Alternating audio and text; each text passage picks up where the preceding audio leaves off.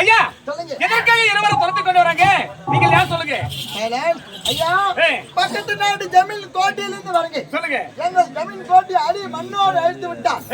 மோசமான நம்பர் 1 தாலி அறுத்த பையன் தான். அது மட்டும் கிடையாது, ஒரு பெண்கள் குளிவானான்றா, அது கூட ஆயாங்க குடி இருந்தா முதல்ல போய் எட்டி பாக்குறான். ஐயா அது மட்டும் கிடையாது, உன் நாட்டு எல்லைக்குள்ள அவனை சேர்த்தீங்கன்னா உன் நாட்டை அழிச்சிடுவா. அதனால உன் நாட்டு எல்லைக்குள்ள அவனை சேர்க்கவே சேர்க்காது. ஐயா என்னுடைய எல்லைக்கு வந்து விட்டார், நான் பாத்துக்கிறேன். நீங்க இருவரும் போங்க. அப்படியா? ஆமா. ஐயா புறப்பட்டுமா? போங்க. பாத்து வந்தீங்கன்னா வாங்க. போகலாமா? ஆமா அதோட ஐயா எதற்காக இருவரும் துரத்தி கொண்டு வராங்க? நீ யார் சொல்லுங்க. ஐயா அவர்கள் உரைத்ததா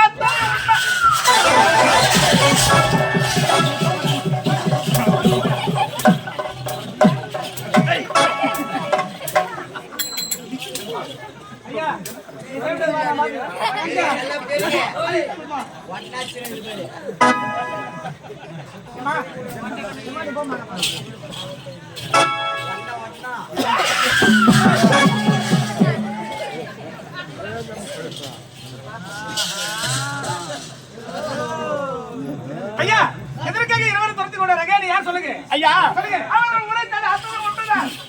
மதுரபுரி நாடு மாட்டாண்ட ஜமீன். அந்த ஜமீன் கோட்டையிலே தளபதியாக இருந்தவன் நான். எப்படி ஆகினும் அந்த ஜமீன் கோட்டையை கைப்பற்ற வேண்டும் என்று நினைத்தவன் நான். ஆகையால் எத்தனையோ கொலை கொள்ளை தற்பழிப்பு அத்தனை நடத்தியவன் நான் தான்.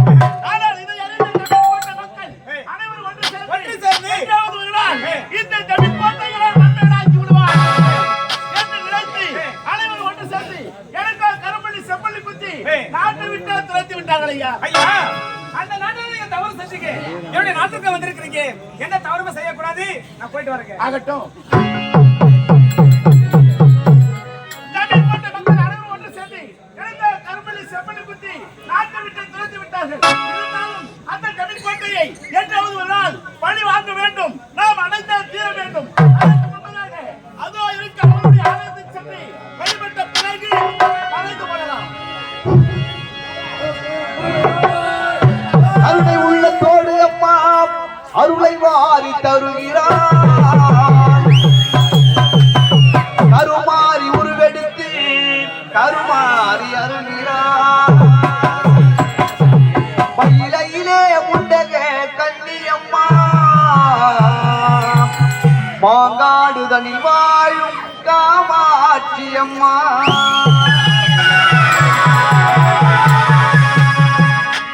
கருணை உள்ள தோட்டம்மா அருளை வாரி தருகிறார். கருணாக உருவெடுத்து கருமாறி அருள்கிறார். அகிலையிலே முண்டக கண்ணியம்மா மாங்காடுதனில் வாழும் காமாட்சி அம்மா.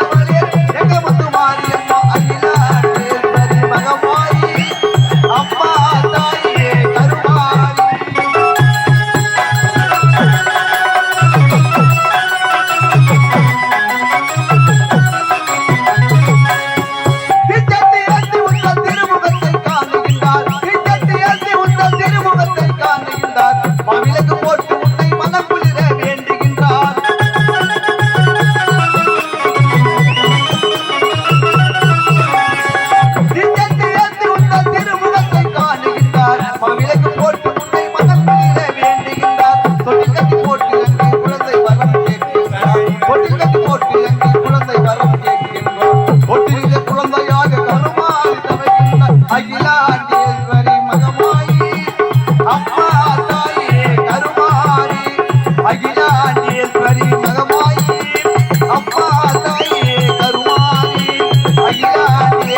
மகமாயி அம்மா தாயே கருமாரி.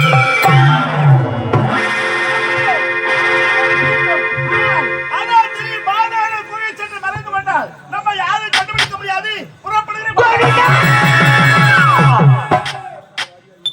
யார் அது? நான் இந்த குகைக்குள் வசிக்கும் காளி பேசுகிறேன். காளி பேசுகிறாயா? ஆமா, என்ன தாயே? நீ அத்துமீறி என்னுடைய குகைக்குள் வந்து விட்டாய். இப்போதே நான் உன்னை உயிரோடு விழுங்க போகிறேன்.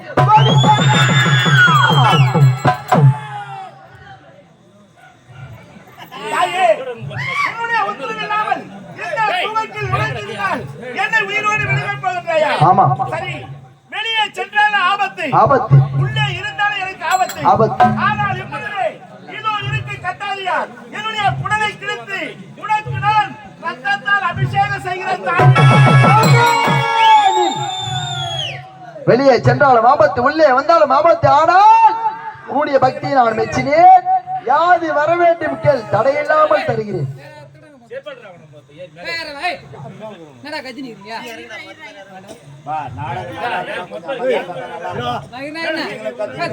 என்னது? என்னுடைய அனைத்து சக்தியுமே ஒன்றெடுத்து உனக்கு ஒரு மந்திர கொலாக தரணும். அப்படித்தானே? நீ கேட்ட வரத்தை இப்போது அளிக்கிறேன். ஆனால் ஒன்று, மந்திர கோலை பெற்று விட்டவன் உனக்கு ஆணவம் இருக்க கூடாது. ஏனென்றால் என்னை போல கற்பில்ல பெண்ணுக்கு உன்னால் ஒரு பங்கம் ஏற்பட்டால் அன்றே உனக்கு மரணம். கற்பில்ல பெண்ணுக்கு என்னால் கலங்கம் ஏற்பட்டால் அன்றே எனக்கு மரணம் என்று உரைத்து விட்டது அன்னை மாகாளி. சரி, இப்பொழுது அந்த மாதாடு கோவில் மறைந்து கொண்டு அந்த மாதாண்ட மன்னரில் பள்ளிக்கு பள்ளி வாங்க வேண்டும். வஞ்சத்திற்கு வஞ்சம், நான் வெளிப்பட்ட பாம்பு அடிக்காம விட மாட்டேன். புறப்படுகிறேன் மாதா.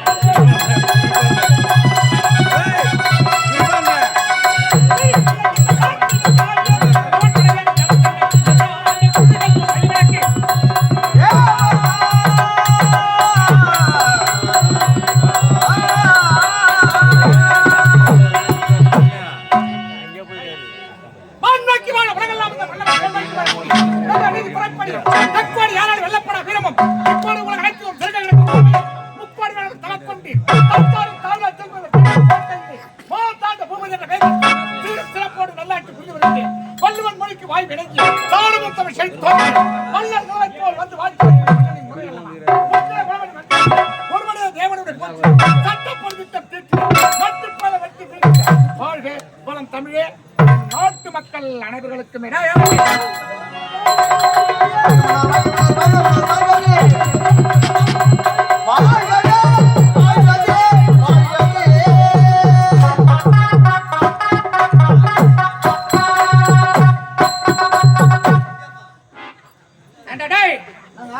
மூதேவி மாலை யாரு கட்டாங்க? யாருக்கு? எனக்கு. எங்க போட்ட?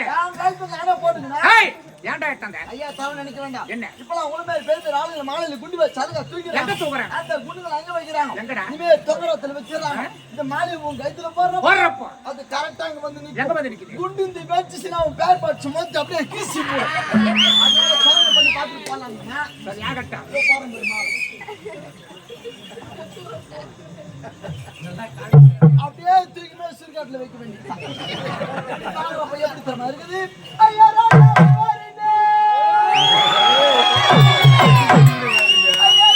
ஐயா ராஜா பாருங்க.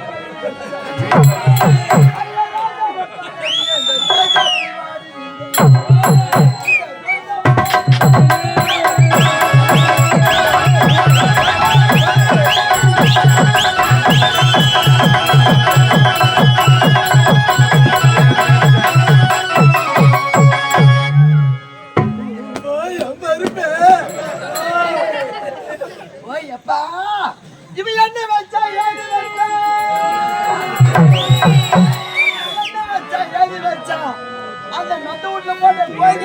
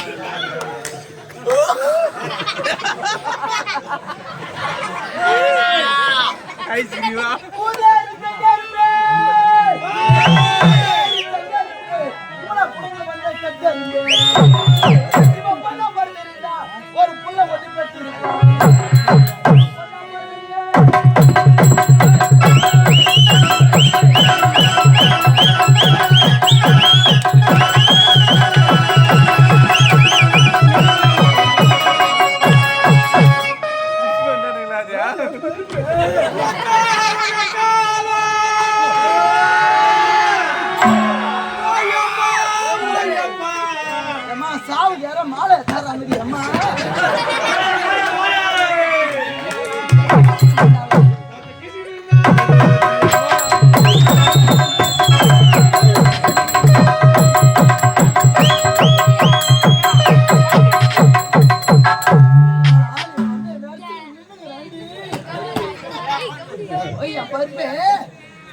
உனக்கு எப்படிடா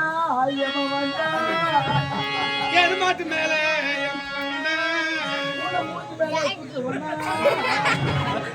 ராஜனுக்கு பாண்டிச்சேரி நாடகம் ஒரே குஜாலயம்மா ஏன்னா அங்க தான் சரஜரி எடுத்து கம்மியா விற்பாங்களாம் நாடகம் முடிச்சுட்டு வர பையனை வேன்ல சிண்டிக்குனே வருமா ஏன்னு பார்த்தா இவன் பேகல இருக்கிற துணியா வாரி ஏன் பேகல வச்சுட்டு கண்ணாடி பாட்டில் வாங்கின கலகலன்னு சவுண்டு கேக்குது பிளாஸ்டிக் பாட்டிலா வாங்கி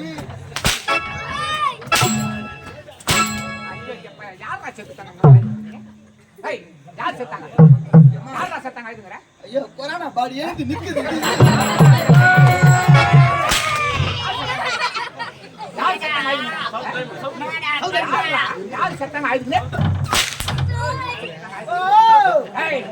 பாட விடுறாண்டி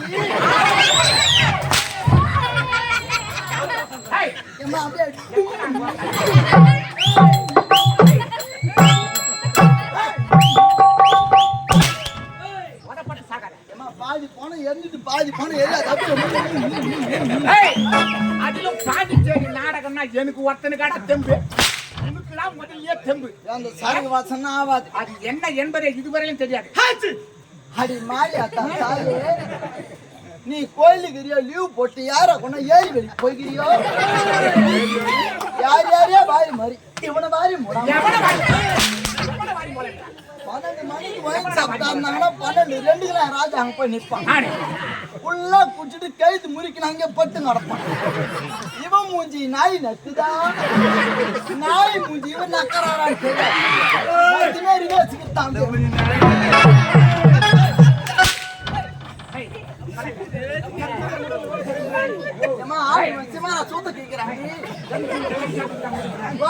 எங்க ஊர்ல ஒயின் ஷாப் இருக்கா முதல்ல உங்க ஊர்ல ஒயின் ஷாப் கிடையாது ஒயின் ஷாப்பான தான் உன் ஊருக்கு நீங்க எழுந்து உடனே அந்த வாட்டர் பில்ல வச்சுக்கிறேன்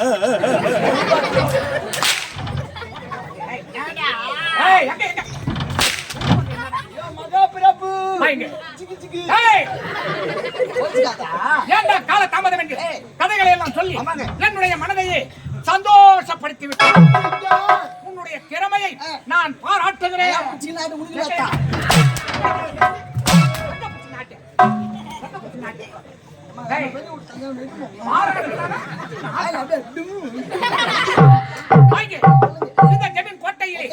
மார்த்தாண்ட பூபதி என்ற பெயர் பெற்று சீரம் சிறப்போடு நல்லாட்சி புரிந்து வருகின்றேன். நாட்டு மக்களுக்கு ஒரு குறை என்றால் மன்னரை கண்டாகும், மன்னருக்கு ஒரு குறை என்றால் நாட்டு மக்களை செல்லாகும். நீ என்னைக்குதான் காலை ஓட்டின்னு போக போறே தெரியல. அப்படி வாழ்ந்து வருகின்றோம். நம் இடத்திலே பணம், பொன், பொருள், ஆடை, ஆபரணங்கள் எவ்வளவோ முறையிட்டு பார்த்தாலும் குறையே காண முடியாது. எனக்கோ திருமணமாகி நீண்ட நாட்களாக குழந்தையே கிடையாது. குழந்தை வரும் சாமியார் ஐடியா கொடுத்துருப்பேன். சொல்றேன்னா உனக்கு சாமியார் சூத்த பிடிச்சிக்கிறேன். எப்படி எங்கடா பிடிச்சிக்கிறாங்க? தெரியுமா கொட்டை உழுக்கிறாங்களா? ஆமா கொட்டா உள்ள பிள்ளா சாமியார். சாமியார் இருப்பது இதுவரை எனக்கு தெரியாது. ஐயோ கொட்டை உழுக்கிறாங்க பிள்ளா சாமியார். 3 அணப்பட வச்சா தான் அவங்க சாமியார் வணங்க முடியும். சரி, நீண்ட நாட்களாக குழந்தையே கிடையாது. நானும் என்னுடைய மனைவி யாரவளும் பெருத்த மனக்குறை வாங்கி கொண்டு இந்த நாடாவிற்காக ஒரு ஆணோ பெண்ணோ இல்லை என்று இருவருமே கவலையோடு இயங்கிக் கொண்டிருந்தோம். பிறகு ஆண்டவன் அருளால் அழகாக 2 மலை செல்வங்களை என்றெடுத்தார். ஆண் ஒன்று, பெண் ஒன்று, தென்னரசு, தேன்மொழி. இப்படி 2 மலை செல்வங்களை என்றெடுத்து நாளொரு மேனியும் பொழுது ஒரு வண்ணமாக வளர்ந்தார்கள். படிப்பை முடித்தார்கள். தாயகம் திரும்பிக் கொண்டு இருக்கின்றார்கள். அதற்கு முன்பதாக மனைவியை சந்திக்க வேண்டும்.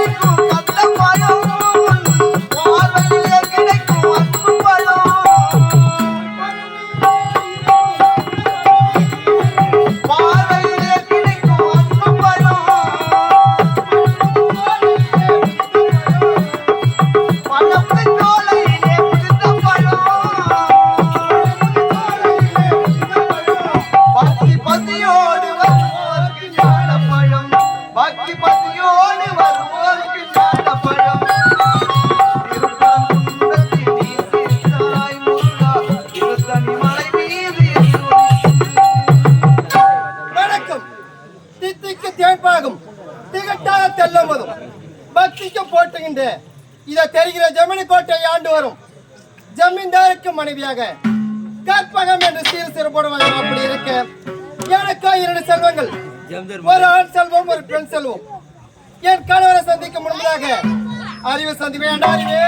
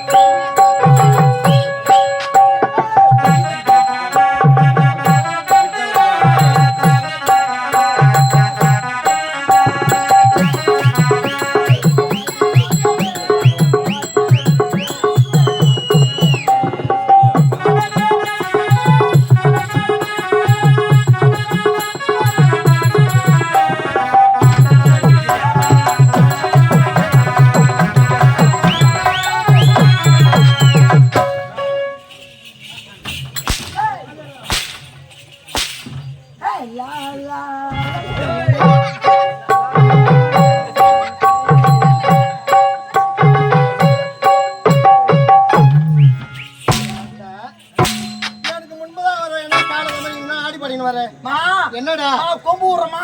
எங்க கொம்பு விடுற? கொம்பு ஐயோ வணக்கம் சொல்ல வந்தான். வணக்கம் சொல்லு. சொல்லுமா. ஏய் சொல்லுமா. ஏண்டா எனக்கு முன்பாக வருவேன். இன்னைக்கு என்னடா காலத்தை ஆமாண்டா சரியான சண்டை வந்துடுச்சுமா. சரியான சண்டை வந்துச்சா? ஏய் சரியான சண்டை சின்ன சண்டை கிடையாது. சின்ன சண்டை கிடையாது. ஐயோ துட்டால சண்டை வரல. துட்டால வரல. எதனால சண்டை வந்துச்சு தெரியுமாடா? தோசையால சண்டை வந்துடுச்சு. ஏய் ஏன்னா அறிவுதா உனக்கு? ஒரு வீட்ல போய் தோசையால சண்டை வருமாடா? வந்துச்சுமா? வந்துச்சா? என் பொண்டாட்டி மேல ஒரு கெட்டிக்காச்சு யாருமே கிடையாது. அவ்வளவு ஒரு புத்திசாலி பொண்டாட்டி. ஆமாமா. என் தோசை அப்படின்னு ஆசை வந்துச்சு. நேரமே தோசை சுட்டு வேடின்னு சொல்லிட்டு நேரம் அரசாங்க வேலை முடிச்சுட்டு வீட்டுக்கு போனா என்னடா 3 மார்க் அடிச்சுல 3 தோசை சுட்டு வச்சிருந்தா. ஏய் உன் பொண்டாட்டி அவ்வளவு புத்திசாலியான பொண்டாட்டிடா. ஒரு தோசை 2 கிலோ 2 கிலோமா.